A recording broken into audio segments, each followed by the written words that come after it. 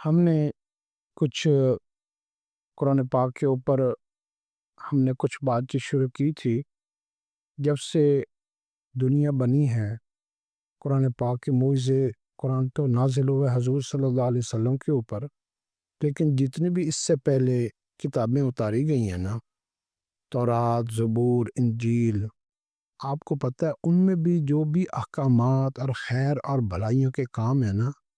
وہ بھی اس قرآن پاک کے اندر ہے۔ اس کا مطلب یہ ہے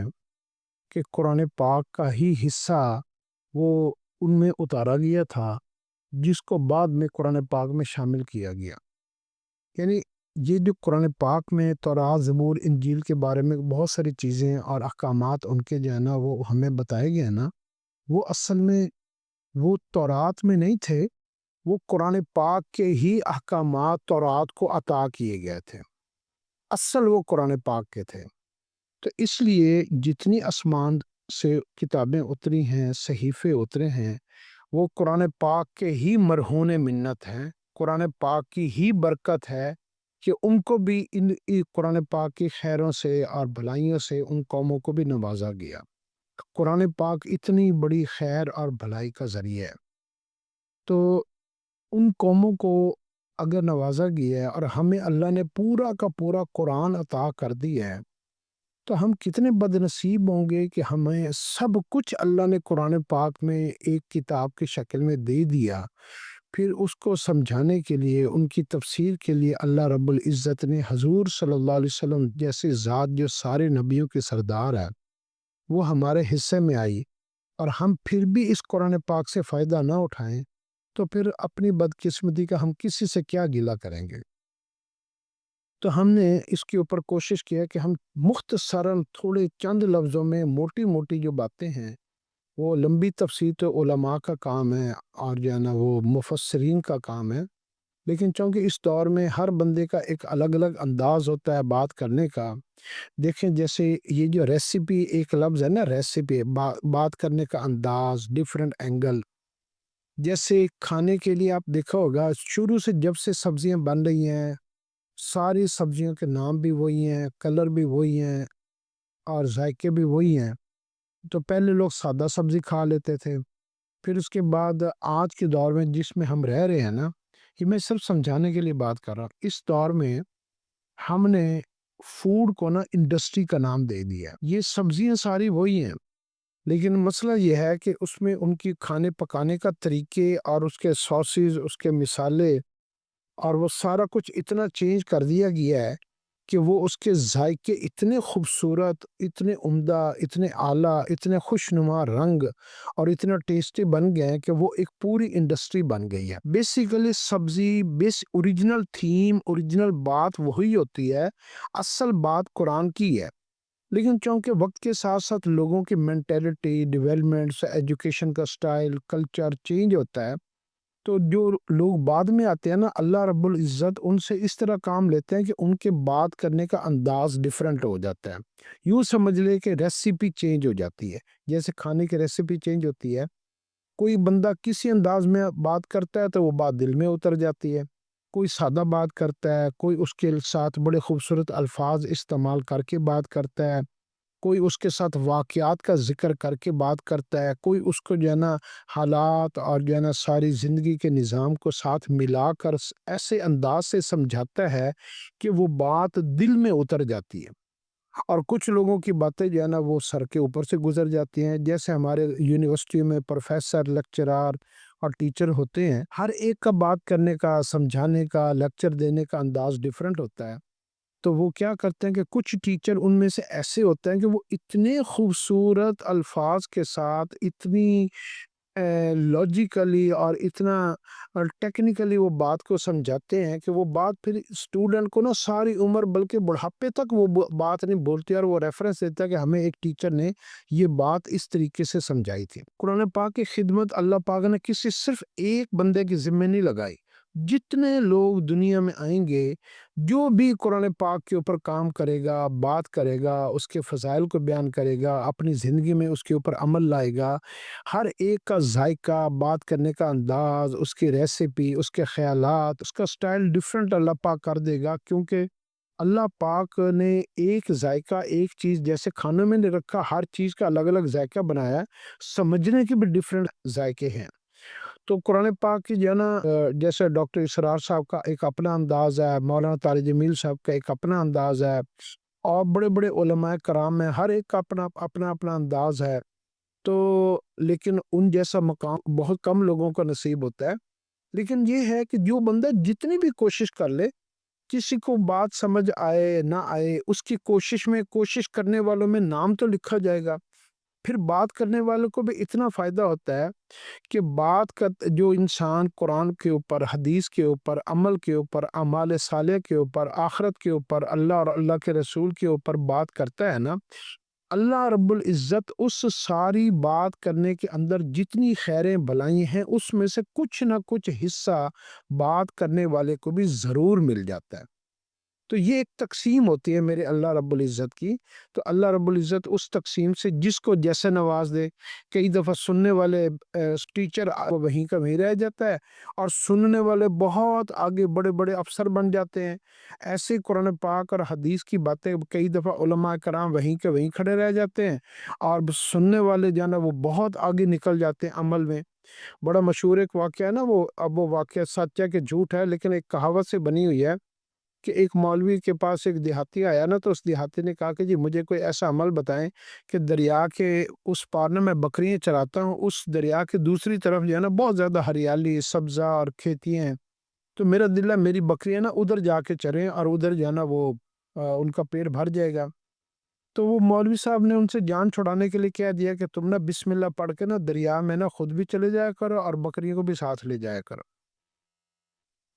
اب دیہاتی سادہ ذہن کا تھا، تو کئی دفعہ لوگ سننے والے اتنا غور سے سنتے ہیں، پھر اس کے اوپر اب اپنی زندگی میں اتنا پابندی کے ساتھ اس کو لاگو کرتے ہیں کہ اللہ رب العزت پھر ان کو اس کی تاثیر عطا فرما دیتا ہے۔ تو وہ دیہاتی نے وہ بسم اللہ کو سنا، اور وہ بکریوں کو لیا اس نے، اور دریا کے اندر اس نے قدم رکھ دیا، اور اس دریا کے اس پار چلا گیا۔ اب کچھ عرصے بعد آیا وہ، بکریاں بھی بہت زیادہ ہو گئیں، دیہاتی بھی بڑا خوش، اور آ کے کہا مولوی صاحب میں نے آپ کی دعوت کرنی ہے، میں تو روزانہ جو ہے میری بکریاں بہت بڑھ گئی ہیں، اور مجھے بڑی خیر اور بھلائی ملی ہے، اور بڑا مجھے فائدہ ہوا ہے۔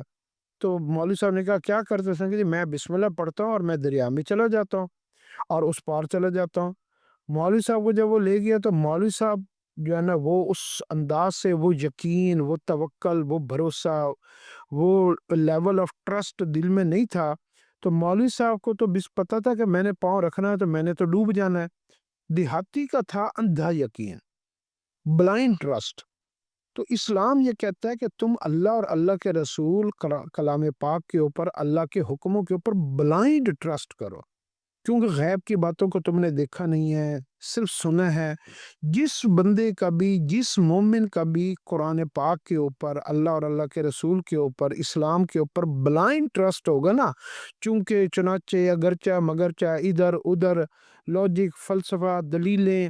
ہاں جی، یہ کوشچن آنسرنگ اور فتوے، جو بندہ ان کاموں میں پڑ گیا نا، آپ یقین کر لیں اس بندے کا نا ہمیشہ جو لیول آف ٹرسٹ ہے نا، اس کا جو ایمان ہے نا، وہ ہمیشہ ڈاواں ڈول رہے گا، نکتے ڈھونڈے گا، اس میں سوال ڈھونڈے گا، اس میں تنقید کرے گا، اس میں شک کرے گا، اس کے فتوے لے گا۔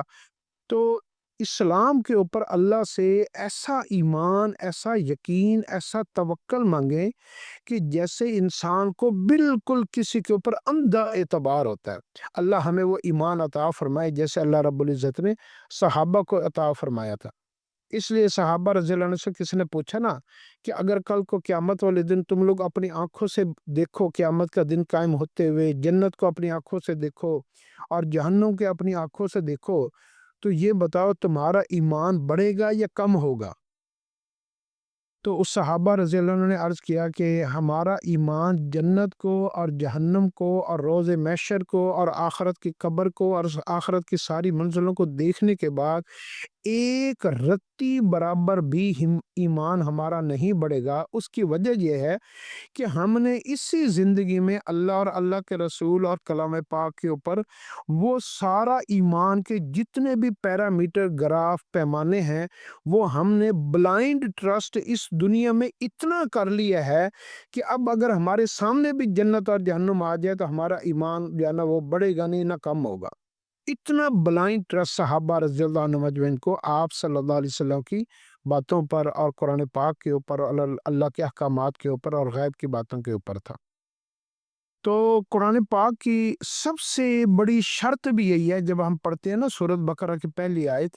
الف لام میم ذالک الکتاب لا ریب فیہ، پہلی شرط یہ ہے اللہ کی کہ میری بات میں، میرے کلام میں، میرے حکموں میں، میرے دین اسلام میں، میرے نبی کے ساری زندگی میں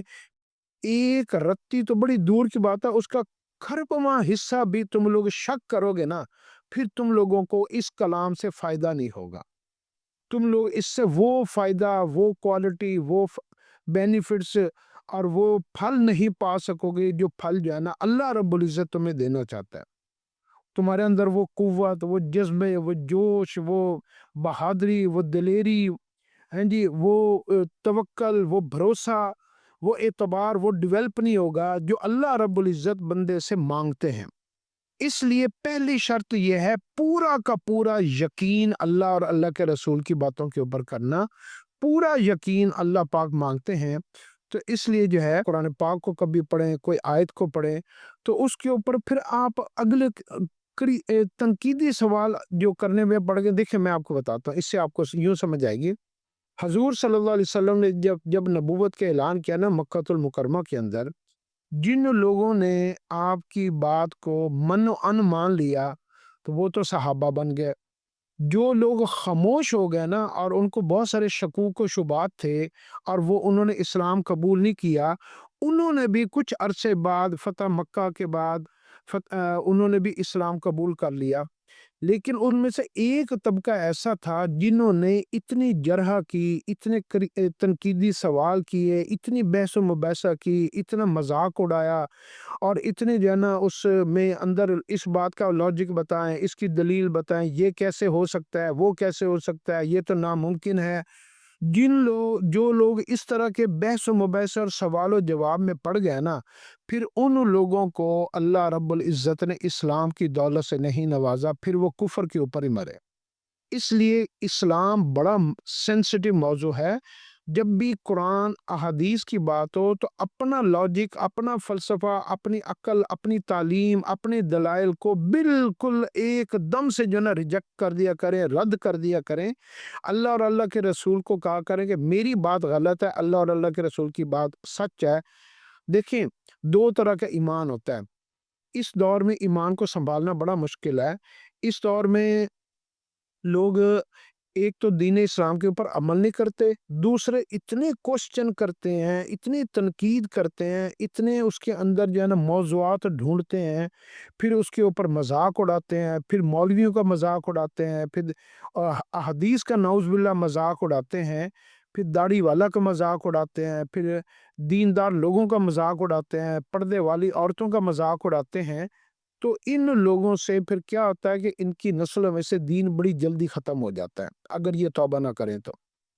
تو میں یہ سمجھتا ہوں کہ اگر آپ دین اسلام کی کسی بھی حکم کے اوپر آپ عمل نہیں کر رہے تو آپ کبھی بھی اس کے اوپر اپنی زبان درازی نہ کریں، لب کشائی نہ کریں، اس کے اوپر کوئی دلیل، منطق، فلسفہ نہ مانگیں، اس میں بحث و مباحثہ کی طرف نہ پڑیں۔ اگر آپ نے خاموشی اختیار کر لی اور آپ عمل نہیں کر رہے اور آپ خاموش ہو گئے تو یہ آپ کو دین اسلام کی خیر اور بھلائی کسی نہ کسی عمر کے حصے میں ضرور مل جائے گی۔ دوسرا یہ ہے کہ اگر آپ اپنے آپ کو ملامت بھی کریں، آپ ایک دین کی بات کے اوپر عمل نہیں کر رہے لیکن آپ اپنے آپ کو ساتھ ملامت کرتے ہیں کہ یا اللہ مجھ سے یہ کام نہیں ہو رہا، میں جو ہے نا دین اسلام میں نماز نہیں پڑھ رہا، میں قرآن نہیں پڑھ رہا، میں نے حج نہیں کیا، میں نے زکوٰۃ نہیں دیتا، تو وہ میں اپنے آپ کو کوسنا، اپنے آپ کو جو ہے نا تنقید کے زمرے میں لا کے اپنے آپ کو جو ہے نا یہ سمجھانا کہ میں غلط کر رہا ہوں، مجھے صحیح کرنا چاہیے، مجھے دین اسلام کی بات کے اوپر، نماز کے اوپر، قرآن کے اوپر جو ہے نا مجھے کرنا چاہیے، لیکن مجھ سے دین اسلام کے اوپر عمل نہیں ہو رہا، تو مجھ سے دین اسلام کے اوپر عمل کرنا چاہیے، مجھے نماز پڑھنی چاہیے۔ تو ملامت کرنے والے کو بہت جلدی اللہ پاک ہدایت دے دیتا ہے، کیونکہ اس کے اندر احساس پیدا ہو جاتا ہے۔ دین اسلام کو قبول کرنے کے نا مختلف انداز ہیں۔ ایک انداز تو صحابہ کا تھا کہ بات سنی، فوری طور پر اپنی زندگی میں سب سے ٹاپ پریارٹی اس بات کو دے دی، عمل کو دے دی۔ دوسرا اولیاء اللہ کا تھا کہ انہوں نے جو ہے نا بات کو سنا، پھر اس کے اوپر محنت کی، اس کو سمجھا، اس کو پڑھا، پھر اس کے اوپر عمل کیا، پھر ساری زندگی اس کے اوپر عمل کیا۔ پھر جو ہے نا دین اسلام کے اوپر جو ہے نا کچھ ایسا طبقہ بھی ہوا جنہوں نے دین اسلام کے اوپر ریسرچ کی، انویسٹیگیشن کی، اس کو پروب کیا، اس کو وہی نئی سے نئی چیزوں کو ایکسپلور کیا، اور اس کے اوپر محنت جستجو کرتے کرتے کرتے وہ سچ بات تک پہنچ گیا، اور انہوں نے پھر دین اسلام کو قبول کر لیا۔ ایک عمل ایسا ہے جو کہ اتنا آسان، اتنا آسان، اتنا آسان عمل ہے، اگر وہ عمل ہم کر لیں تو آپ دیکھ لیں بغیر محنت، بغیر، صحابہ نے تو اپنی زندگیاں قربان کی، مال خرچ کیا، جانِ دین اور بیوی بچوں کی قربانیاں، پتہ نہیں کس کس قربانیوں کے ساتھ دین اسلام کے اوپر عمل کیا۔ ایک آسان ترین عمل یہ ہے، اور وہ آسان ترین عمل یہ ہے کہ اپنے دل کے اندر دین اسلام کی خواہش کو پیدا کر لینا کہ یا اللہ مجھے دین اسلام کی سمجھ عطا فرما دے، مجھے شوق پیدا فرما دے، اللہ سے اردو میں مانگتے رہنا، عربی میں مانگتے رہنا، اور اپنے اندر ایک طلب کو پیدا کرنا، خواہش کو پیدا کرنا، اس کو اچھا سمجھنا، پوزیٹیوٹی انداز میں دین اسلام کو سوچنا، نماز پڑھنے والے کی عزت کرنا، قرآن پڑھنے والے کی عزت کرنا، دیندار لوگوں کا احترام کرنا، سفید داڑھیوں والوں کا احترام کرنا، نیک لوگوں کا احترام کرنا، دین اسلام کے کوئی بات سننے کو مل جائے، پڑھنے کو مل جائے، دیکھنے کو مل جائے، اس سے خوش ہو جانا، اپنے مائنڈ کو، اپنے دماغ کو، اپنے دل کو سمجھانا کہ بات یہی سچ ہے، بات یہی سچ ہے، حق نام اللہ ہی کا ہے، اور سچ بات آپ صلی اللہ علیہ وسلم کی ہے، صحیح کامیابی دین اسلام۔ اپنے آپ کو ان باتوں کے ساتھ دہراتے رہنا، اپنی نیت کو بھی بنا لینا، اپنی سوچ کو، اپنے خیالات کو، اپنی ساری باتوں کو اس کے مطابق آپ کریں گے تو آپ کو پھر اللہ ضائع نہیں کریں گے۔ اللہ اس کی برکت سے آپ کی نیت، آپ کی چاہت، آپ کی طلب، آپ کے ذوق، اپنے شوق کی وجہ سے اللہ پھر آپ کو دین اسلام کی وہ ساری خیریں بھلائیاں بھی عطا فرمائے گا جو آپ کبھی سوچی بھی نہیں ہوں گی۔ تو ایک دین اسلام کے اوپر عمل کرنے کا اور اس کے اوپر جو ہے نا اس کو چاہنے کا ایک طریقہ یہ بھی ہے۔ سب سے آسان ترین جو طریقہ ہے نا، سب سے آسان ترین طریقہ دین اسلام کے اوپر عمل کرنے کے لیے آپ کیا کریں کہ آپ اپنی جو ہے نا مائنڈ کو قرآن اور احادیث کی طرف نا ڈائیورٹ کرنا شروع کریں، اس کو تھوڑا سا سننا شروع کریں، پڑھنا شروع کریں۔ تو اگر آپ پڑھ نہیں سکتے آج کل چونکہ سوشل میڈیا کا دور ہے، تو آپ چلتے چلتے اس کو سن بھی سکتے ہیں۔ کو قرآن آپ کے گھروں میں ٹی وی لگا ہوا ہے تو اس میں کوئی ویژول قرآن ایسا لگا لیں جس میں جو ہے نا ساتھ اوپر جو ہے نا تلاوت آ رہی ہو، نیچے اس کا ترجمہ آ رہا ہو۔ کہیں نہ کہیں ڈیجیٹل موڈ میں، کسی نہ کسی اینگل میں، کسی نہ کسی انداز میں دین اسلام کی بات آپ کے کانوں تک پڑنی چاہیے۔ انسان جس گوشت پوش کا بنا ہوا ہے نا، اس کی کان میں جس چیز کی، جس محنت کی بات اس کے کان میں پڑتی رہے گی، جو چیز یہ آنکھوں سے دیکھتا رہے گا، جن چیزوں کو یہ زبان سے بولتا رہے گا نا، ان چیزوں کی یقین، اس کی طاقت، اس کی ویلیو، اس کی امپورٹنس اس کے دل کے اندر جو ہے نا وہ بیٹھ جائے گی، اور پھر وہ جو ہے نا اس کے مطابق وہ اپنی زندگی کو آرگنائز کرنا شروع کر دے گا۔ مسئلہ یہ ہے کہ لوگوں نے نا اس دور میں دین اسلام کو سننا چھوڑ دیا ہے، ٹک ٹاک کو دیکھ رہے ہیں، فلمیں دیکھ رہے ہیں، ناچ گانے دیکھ رہے ہیں، جوکس دیکھ رہے ہیں، ڈرامے دیکھ رہے ہیں۔ تو جو چیز وہ دیکھ رہے ہیں، سن رہے ہیں، بول رہے ہیں، پروگرامز دیکھ رہے ہیں، پارٹیاں کر رہے ہیں، قوالیاں سن رہے ہیں، اور ناچ گانا دیکھ رہے ہیں، محفلیں ہو رہی ہیں، گپ شپ ہو رہی ہے، رونق میلہ ہو رہا ہے، جو چیز وہ دیکھ رہے ہیں نا ان کی آپ دیکھیں ہماری زندگیاں بالکل اس کے مطابق ڈھلتی جا رہی ہیں۔ ہم پکنک کو دیکھتے ہیں، سنتے ہیں، بولتے ہیں، تو ہمارا زندگی اس کے مطابق چلتی جا رہی ہے۔ ہماری ساری محنت، ہماری ساری کوشش یہی پلاننگ ہے کہ ہم یہ کر لیں، ہم ادھر چلے جائیں، ہم یہ دیکھ لیں، ہم وہ کر لیں، ہم یہ کھا لیں، ہم یہ پہن لیں۔ تو جن چیزوں کو ہم 24 گھنٹے سنتے، بولتے، دیکھتے ہیں نا، یہی سورسز ہے۔ حواس خمسہ جو ہوتی ہے، یہ انسان کے سورس ہوتا ہے اس کے یقین کو بنانے کا اور جنم اور بگڑنے کا۔ تو دین اسلام کو نا آپ اپنی زندگی میں روزانہ 10 15 20 منٹ، آدھا گھنٹہ، 40 منٹ تو آپ روزانہ کوئی نہ کوئی بات ایسے ضرور سنا کریں جس سے آپ کا دل نہ بھی کرے نا، آپ آنکھیں بند کر لیا کریں، یا آپ کام کر رہے ہیں تو اس کی ویڈیو آن کر لی، کوئی نہ کوئی بات آپ کے کانوں میں پڑ جائے گی، اور آپ اپنے کام بھی آپ کا ہو جائے گا، اور آپ کو آواز بھی آتی رہے گی۔ ایک بات بھی اگر آپ نے آدھے پونے گھنٹے کی ایک ویڈیو دیکھی اور ایک بات آپ کے ذہن میں بیٹھ گئی، تو آپ کی جو ہے نا وہ خیر اور بھلائی کا ذریعہ بن جائے گی۔ آپ کو پتہ ہے کوئی بھی دین اسلام کی ہم کوئی بات سنتے ہیں نا، جیسے بچے سنتے ہیں، تو فوری طور پر ہم اس کے اوپر عمل نہیں کرتے۔ وہ ساری کی ساری باتیں ہمارے تحت شعور کے اندر نا بیٹھتی جاتی ہیں، ہمارے دماغ کے، ہمارے دل کے، ہماری سوچوں کے، ہماری عقل کے خانوں کے اندر وہ باتیں کہیں نہ کہیں اپنی سپیس بناتے رہتی ہیں۔ دیکھیں، اگر نفرت کی، محبت کی، غصے کی، بدتمیزی کی، اچھائی کی، برائی کی، یہ ساری باتیں اگر ہمارے دل میں جگہ بنا سکتی ہیں، کسی نے ہمیں گالی دے دی، ہم ساری عمر اس کو نہیں بھولتے، کسی نے ہمیں برا بھلا کہہ دیا، ہم ساری عمر اس کو نہیں بھولتے، کوئی ہمارے کام آیا، اس نے ہمارے ساتھ بڑا اچھا ہماری مدد کی، ہم اس کو ساری عمر نہیں بھولتے۔ تو اگر یہ ساری چیزیں ہمارے دل کے کانوں میں، ہماری لیئرز کے اندر بیٹھ جاتے ہیں، دماغ کی پتہ نہیں کتنی اللہ نے لیئرز بنائی ہیں، اتنی بڑی ہارڈ ڈسک ہے کہ ساری دنیا کے ہارڈ ڈسکیں ایک دماغ کے برابر نہیں ہے، سبحان اللہ۔ اور اب بھی ہم اپنے دماغ کا نا ایک یہ جو انگلی ہوتی ہے نا، انگلی کا یہ جو پور ہوتا ہے، ہم اتنا بھی استعمال نہیں کر رہے، اور سارا باقی گودا جو ہے نا وہ لپیٹ کے اللہ نے ہمیں ایڈیشنل ہارڈ ڈسک دے دی ہے۔ وہ ہمارے ایک نیورو سرجن ڈاکٹر تھے، وہ ہمارے پاس جماعت میں آئے مسجد عثمانیہ کے اندر، تو انہوں نے نا ہمیں ایک واقعہ بتایا۔ انہوں نے بتایا کہ جب میں نیورو سرجن بن کر تو میں نا اسپیشلائز کورس کرنے کے لیے یو کے گیا نا، تو وہاں پر ایک گورے کا نا ایکسیڈنٹ ہوا۔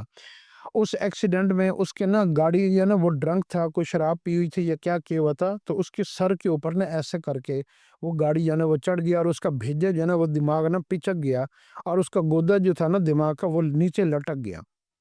تو اس کا آپریشن ہوا، آپریشن ہو کر ہمارے سینئر ڈاکٹر نے اس کا سارا گودا جو ہے نا وہ کاٹ کر، تو ایک انگلی کے پور کے برابر نا اس کا وہ باقی رہنے دیا، اور باقی گودا جو ہے نا انہوں نے وہ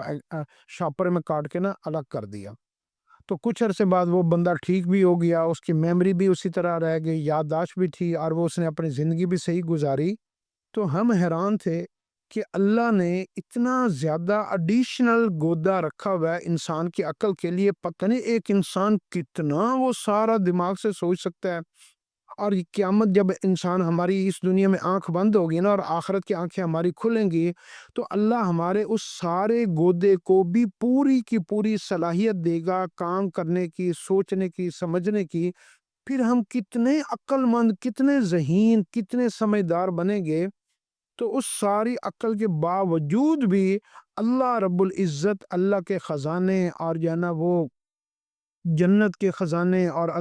آخرت کے ساری منزلیں اور وہ ساری چیزیں، اللہ کی بڑائیاں، اللہ کی عظمتیں، اللہ کی جو ہے نا چہرے کا نور، اللہ کا دیدار، یہ ساری چیزیں پھر اس وقت انسان کا ساری عقل کا کام کرنا بھی، اس کا وہ سب کچھ، ساری کے ساری، سارے کے سارے گودے کو، دماغ کو، عقل کو استعمال کر کے بھی وہ اللہ کی ساری عجائبات کو نہیں پہنچ سکتا۔ اللہ رب العزت کے اتنے عجائبات ہیں، اور اتنے خزانے ہیں، اور اتنے اللہ پاک کی بڑائیاں، عظمتیں، یعنی انسان ساری دماغ کی عقل کو لڑا کے بھی وہ جب اللہ رب العزت کے دیدار کرنے کے لیے جمعے والے دن جنت میں دیدار ہوا کرے گا، تو اللہ رب العزت کے دیدار میں بھی وہ پتہ نہیں کتنے ہزاروں، لاکھوں، کروڑوں، خربوں سال وہ جو ہے نا وہ گم ہو جائے گا۔ اس کی عقل، اتنی زیادہ عقل ہونے کے باوجود بھی اس کی عقل جو ہے نا وہ محو حیرت ہو جائے گی کہ اللہ رب العزت کتنے حسین، کتنی بڑائی والے، اور وہ انسان تصور بھی نہیں کر سکتا۔ تو یہ اللہ رب العزت نے انسان کے دماغ کے اندر اتنی صلاحیت رکھی ہے، اس لیے اس عقل کو پازیٹیو سائڈ پر استعمال کریں گے تو یہ پازیٹیو ہونی شروع ہو جائے گی، نیگیٹیو سائڈ پر استعمال کریں گے تو نیگیٹیو سائڈ پہ یہ بہت کرمنل اور بڑے سے بڑا کرائم، آج آپ دیکھیں کتنے بڑے بڑے جو ہے نا وہ کرائم کرمنلز لوگ ہیں، اور ان کے کتنے، ان کو ایول جینیس کہتے ہیں، کتنے بڑے بڑے ان کے دماغ ہے، کرائم جرم کے ایسے ایسے وہ طریقے ڈھونڈ کر لاتے ہیں کہ انسان دنگ رہ جاتا ہے۔ تو آج کل تو یہ جو سائبر کرائم آ رہا ہے اور دوسرے پتہ نہیں ڈیجیٹل کرائم آ گئے ہیں، پتہ نہیں کون کون سے کرائم ہیں، اور کہاں کہاں سے انسان سوچتا ہے اور اپنی عقل کا وہ نیگیٹو یوز کر رہا ہے۔ اگر یہ اپنی عقل کو پازیٹیو یوز کرنا شروع کر دے گا تو پھر پتہ نہیں یہ اللہ رب العزت کے خزانے کو کتنا لوٹ سکتا ہے۔ تو اپنے دماغ کو جو ہے نا پازیٹیو کرنا یہ بھی بہت امپورٹنٹ ہے، ورنہ یہ جو ہے نا یہ گھوڑا ہے، اگر یہ بے لگام ہو جائے نا تو یہ پتہ نہیں کتنے خاندانوں کے خاندان، قوموں کا ستیہ ناش کر کے رکھ دیتا ہے اگر عقل نیگیٹو ہو جائے تو اس لیے جو ہے قرآن پاک میں جو سب سے پہلے اللہ رب العزت نے قرآن پاک کی سورت اتاری، سورت فاتحہ، جس کو ام الکتاب کہا جاتا ہے، اس میں اللہ نے اپنی حمد و ثنا، اپنے ناموں کو الرحمن اور رحیم کو جو ہے نا استعمال کیا اور سارے جہانوں کا رب کہا۔ تو اللہ کی عظمت اور ناموں کو اگر ہم سوچنے شروع کر دیں گے نا، آپ یقین کر لیں پتہ نہیں کتنی کتابیں علماء نے لکھی ہیں جو اللہ کے اسماء الحسنہ کے اوپر لکھی گئی ہیں۔ اس صورت کا مختصر خلاصہ یہ ہے کہ اس میں اہدنا الصراط المستقیم سے اللہ پاک نے انسان کو سمجھایا ہے کہ جب بھی تم نے کوئی بھی کام کرنا ہے تو وہ تمہارے پاس پھر اختیار ہے، تم نے راستے کا انتخاب کرنا ہے، تم نے شر کے انتخاب کرنا ہے یا تم نے خیر کا انتخاب کرنا ہے، تم نے پازیٹیو سائڈ پر جانا ہے یا تم نے نیگیٹو سائڈ پر جانا ہے، تم نے آخرت کو سامنے رکھ کر زندگی گزارنی ہے یا تم نے دنیا کو سامنے رکھ کر زندگی گزارنی ہے۔ اہدنا الصراط المستقیم تمہارا فیصلہ تمہیں بتائے گا تم فیصلہ کون سا کرتے ہو، مستقیم والا فیصلہ کرتے ہو یا نیگیٹو فیصلہ یا غیر المغضوب علیہم ولا الضالین والا فیصلہ کرتے ہو۔ تو ہم اپنی زندگی میں کوئی بھی کام کرنے لگیں، کوئی فیصلہ کرنے لگیں، کوئی اچھائی کا کام کرنے لگیں، کوئی برائی کا کام کرنے لگیں، گھر سے نکلنے لگیں، کوئی کاروبار کرنے لگیں، ہماری یہ سوچ ہونی چاہیے کہ اس سے کہیں میری آخرت تو نہیں خراب ہو جائے گی۔ اہدنا الصراط المستقیم، اس میں آپ اگر یہ حضرت عمر رضی اللہ عنہ یہ دعا مانگا کرتے تھے، اللہم ایاک نعبد و ایاک نستعین، اے اللہ میں تیری ہی عبادت کرتا ہوں اور ہر معاملے میں تیری ہی مدد مانگتا ہوں۔ تو آپ اگر یہ آیت پڑھ کر اللہ سے مدد مانگیں گے اور پھر آپ پڑھیں گے اہدنا الصراط المستقیم کہ مدد میں مجھے آپ سے کیا چاہیے، یا اللہ میں آپ سے کون سی مدد مانگتا ہوں، یا اللہ میری ڈائریکشن، میری سوچ، میرا فیصلہ، میرا عمل، میرا راستہ وہ ٹھیک رکھنا، میں کہیں بھٹک نہ جاؤں، میں لالچ میں نہ آ جاؤں، میں اور گناہ میں نہ مبتلا ہو جاؤں، میرے اوپر میرا نفس حاوی نہ ہو جائے، شیطان حاوی نہ ہو جائے، میری خواہشات کا غلبہ میرے اوپر نہ ہو جائے۔ میں تجھ سے اس چیز میں مدد مانگتا ہوں کہ میں اگر بھٹکنے بھی لگوں، گرنے بھی لگوں اور جو ہے نا میں کسی برائی میں ڈوبنے بھی لگوں تو یا اللہ تو مجھے بچا لینا، مجھے جو ہے نا سنبھال لینا، مجھے صراط مستقیم والے راستے کے اوپر رکھنا۔ سورۃ فاتحہ کا یہ مکمل ایک نچوڑ ہے۔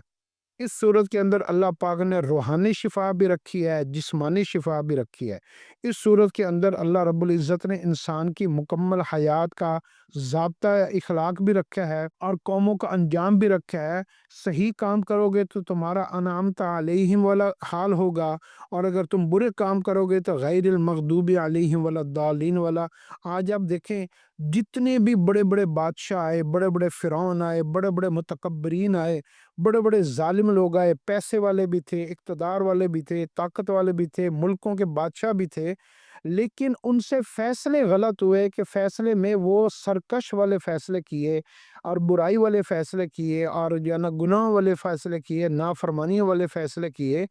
تو آپ دیکھیں ان کے ملکوں کا حشر کیا ہوا، ان کی قوموں کا حشر کیا ہوا، ان کی بادشاہی کا حشر کیا ہوا، ان کے جسموں کا حشر کیا ہوا، ان کا انجام کتنا برا ہوا۔ صرف کیا ہے جو وہ تھوڑی سی دیر کا لذت ہوتی ہے، تھوڑی سی دیر کا مزہ ہوتا ہے، تھوڑے سی دن کی زندگی ہوتی ہے، اس تھوڑی سی زندگی کو انٹرٹین کرنے کے لیے جب ہم کوئی غلط فیصلہ کر لیتے ہیں نا، آپ یقین کر لیں ہماری 7 نسلیں ہمارے غلط فیصلے کو بھگتتی ہیں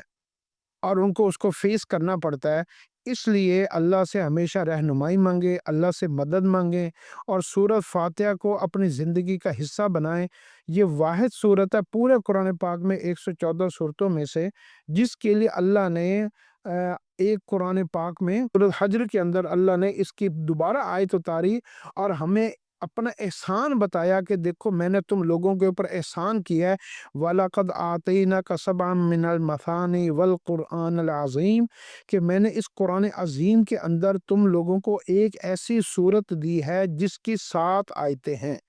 اللہ نے اس احسان کو الگ سے ہمیں جو ہے نا وہ باور کروایا، جتلایا، بتایا ہے، اور یہ بتانے کا مقصد یہ ہے کہ تم اس صورت کو ضائع نہ ہونے دینا، اس کو اپنی زندگی سے نکالنا مت، اس کے بغیر فیصلہ نہ شروع کر دینا۔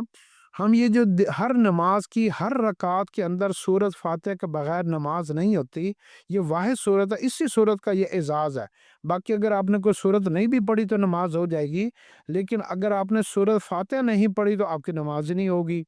تو یہ اس صورت کا اعزاز ہے۔ ہم ہر رکعت کے اندر دیکھیں، زندہ رہنے کے لیے نا 3 چیزوں کی ضرورت ہے: پانی، ہوا اور روٹی۔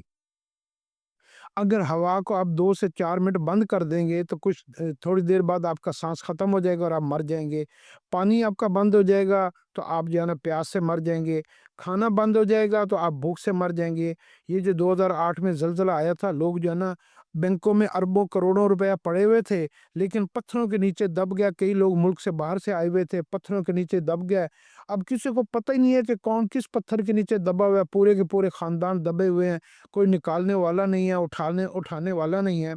بینکوں میں کروڑوں اربوں روپے پڑا ہوا ہے۔ 3 چیزیں جس کے بغیر انسان زندہ نہیں رہ سکتا: روٹی، پانی اور ہوا۔ تو وہ پانی ان کو روٹی نہیں ملی، پانی نہیں ملا، تو کیا ہوا کہ ان کی جو ہے نا وہ بھوک سے اور پیاس سے وہ مر گیا۔ تو اللہ نے اتنی بنیادی چیز ہے، اتنی بنیادی چیز ہے روٹی، پانی اور ہوا، اتنی بنیادی چیز ہونے کے باوجود قرآن کیا کہتا ہے؟ قرآن نے ایک بڑی عجیب خوبصورت بات کی ہے۔ قرآن یہ کہتا ہے کہ قرآن نے ایک دفعہ بھی اللہ رب الانسان کو یہ نہیں کہا کہ تم مجھ سے پانی مانگو، ہوا مانگو، روٹی مانگو۔ ہر نماز کی ہر رکعت میں اللہ رب العزت نے بندے کو کیا کہا ہے کہ تم جو ہے کیا مانگو۔ اللہ نے اس سے صرف روٹی، ہوا، پانی نہیں منگوایا۔ ہر نماز کے اندر کیا منگوایا ہے، کیا مانگنے کو کہا ہے؟ کوئی رکعت ایسی نہیں ہے بار بار مانگنے کو کہا ہے۔ وہ کیا کہا ہے؟ وہ ہے اہدنا الصراط المستقیم، کہ روٹی، پانی، ہوا کے بغیر زیادہ سے زیادہ انسان مر جائے گا، لیکن اس کی آخرت، اس کی جو ہے نا کامیابی، اس کی جو ہے نا ہمیشہ کی جنت اور جہنم، اور اس کی زندگی کا سارا دار و مدار، اگر اس کا راستہ غلط ہو گیا، اس نے فیصلہ غلط لے لیا، اس نے عقیدہ غلط بنا لیا، اس کی ڈائریکشن غلط ہو گئی، تو پھر جو ہے نا یہ روٹی، پانی اور ہوا سے بھی زیادہ امپورٹنٹ ہے۔ اس کی اہمیت کا ہمیں یہاں سے پتہ چلتا ہے کہ آدمی کا فیصلہ، ہم اتنے لاپرواہ ہیں نا اپنی زندگیوں کے فیصلوں میں کہ ہم جو ہے نا اب اذان ہوتی ہے نا، اب ہم نے فیصلہ کرنا ہوتا ہے کہ ہم نماز پڑھیں یا ہم جو ہے نا وہ گھر میں بچوں کے پاس بیٹھے رہیں یا ٹی وی دیکھتے رہیں یا گانا سنتے رہیں یا ہم جو ہے نا گاہک دکان کے اوپر گاہک کو ڈیل کرتے رہیں یا دفتر میں بیٹھے رہیں۔ تو اب ہم نے یہ فیصلہ کرنا ہے۔ ہم اس فیصلے میں کیا کرتے ہیں کہ ہم نماز چھوڑ دیتے ہیں، تو اس کا مطلب ہے کہ ہم نے فیصلہ غلط کیا، ہم نے فیصلہ غلط کیا۔ تو اس کے لیے جو ہے اپنے آپ کو سمجھائیں، اپنے عقل کو دہرائیں، اپنے اندر جھانکیں اور سورۃ فاتحہ کو پھر اپنی زندگی کا حصہ بنائیں، اور سورۃ فاتحہ کو ہر کام کرنے سے پہلے، ہر فیصلہ کرنے سے پہلے، جب بھی آپ سے نیکی چھوٹنے لگے تو آپ کیا کریں، تھوڑی دیر سورۃ فاتحہ پڑھیں۔ کوئی بھی کاروبار کرنے لگیں، کوئی رشتہ داریاں کرنے لگیں، کوئی دوست، کوئی، آپ سورۃ فاتحہ کو نا تھوڑی دیر پڑھ لیا کریں، 2 دفعہ، 4 دفعہ، 6 دفعہ۔ سورۃ فاتحہ سے پھر آپ بھٹکیں گے نہیں۔ ایک تو اس کا ترجمہ کئی دفعہ پڑھیں، سوچ سمجھ کر پڑھیں، اس کے ایک ایک لفظ کو غور سے پڑھیں، اس کے ترجمے کو غور سے پڑھیں۔ کبھی کبھی سورۃ فاتحہ کا ترجمہ اردو میں صرف ترجمے ہی اللہ سے مانگا کریں، صرف ترجمے ہی اللہ سے مانگا کریں۔ اس سے کیا ہوگا، سورۃ فاتحہ کا یقین دل میں بیٹھے گا، سوچ کے اندر، دماغ کے اندر، عقل کے اندر، فیصلوں کے اندر۔ سورۃ فاتحہ کا بے شمار دفعہ اردو ترجمہ پڑھا کریں، عربی بھی پڑھا کریں۔ عربی پڑھنے سے تو نماز میں تو آپ اردو نہیں پڑھ سکتے، نماز میں صرف عربی پڑھنی ہے۔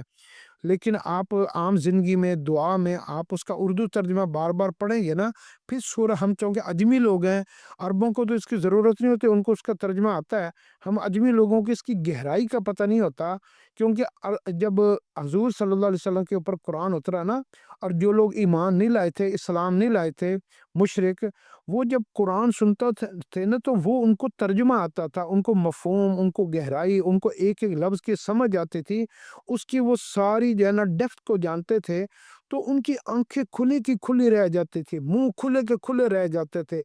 اور جسم اس کا جو ہے نا ایک ایسی حیرانگی اور ایسی جو ہے نا مخبوط الحواس ہو جاتے تھے کہ یہ کتنا بڑا کلام ہے، اس میں کیا بات کہہ دی ہے۔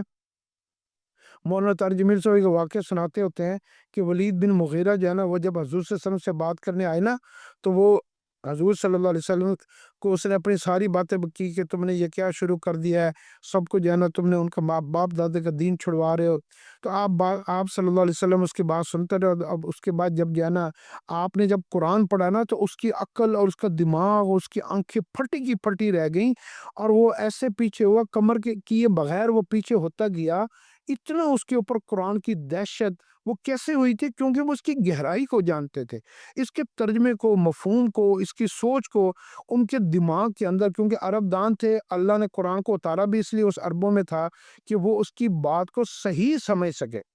ہم چونکہ اجمی لوگ ہیں تو ہمیں پتہ نہیں ہوتا کہ ہم کیا پڑھ رہے ہیں، کیا سن رہے ہیں، ہم برکت کے طور پر قرآن کو پڑھتے ہیں،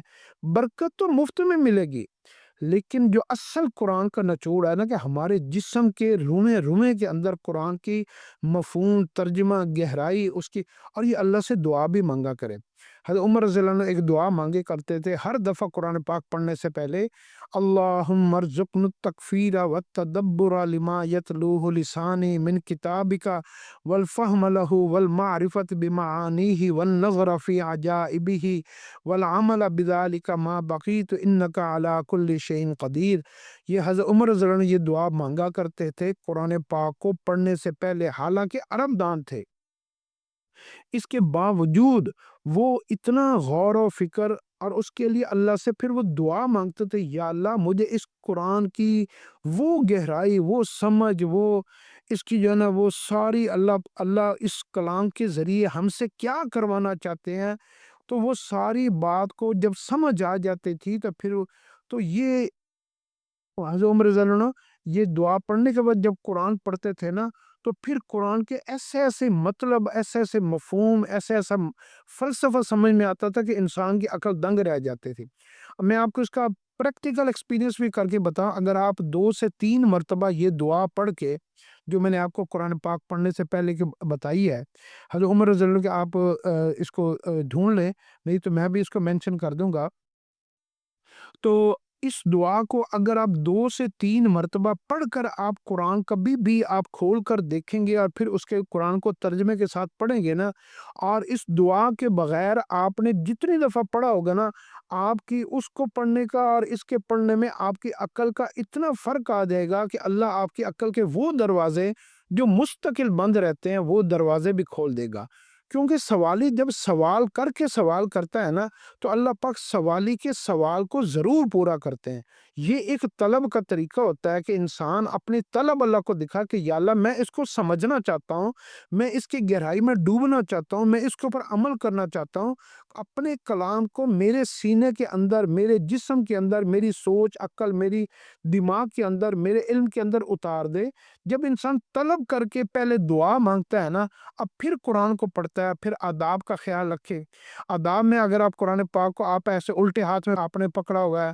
اور آپ کو پتہ نہیں ہے آپ نے کس چیز کو پکڑا ہوا ہے، بے وضو ہو کر آپ نے قرآن کو اٹھا لیا، تو قرآن کے آداب کو بھی اگر آپ نے سامنے رکھا نا، پھر تو سونے کا سہاگا ہو جائے گا۔ آداب میں کیا ہے کہ کبھی قرآن لا یمسہ الا المطہرون، قرآن میں تو باقاعدہ حکم ہے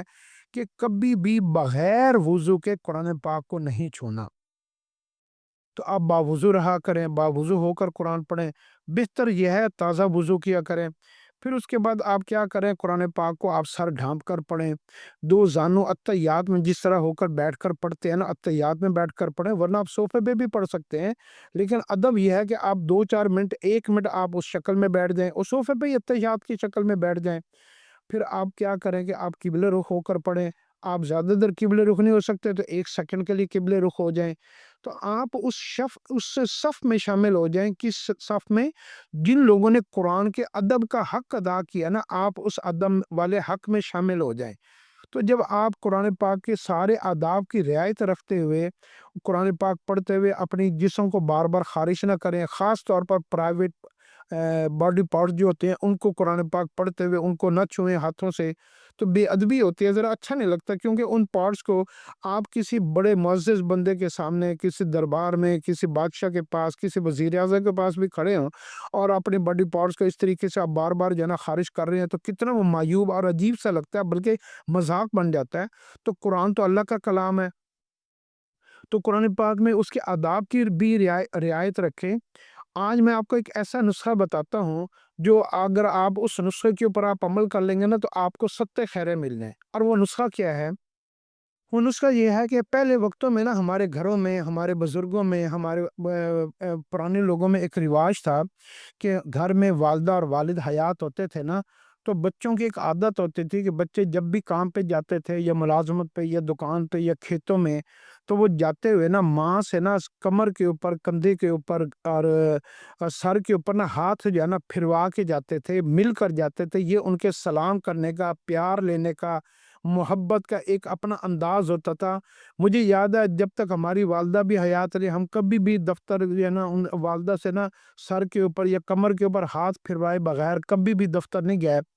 تو والد حیات ہوتے تھے تو والد سے بھی جو ہے نا سر پہ ہاتھ پھرواتے تھے، یا والد سے والدہ سے پھرواتے تھے، دونوں سے پھروا لیتے تھے۔ اگر دونوں ہوتے تھے تو والد کیا ہوتے تھے؟ خوش ہو جاتے تھے، والدہ خوش ہو جاتی تھی، پھر وہ ان کے منہ سے نا ایک دعا نکلتی تھی۔ تو میں یہ آپ سب کو مشورہ دوں گا، جن کے بھی والدین حیات ہے،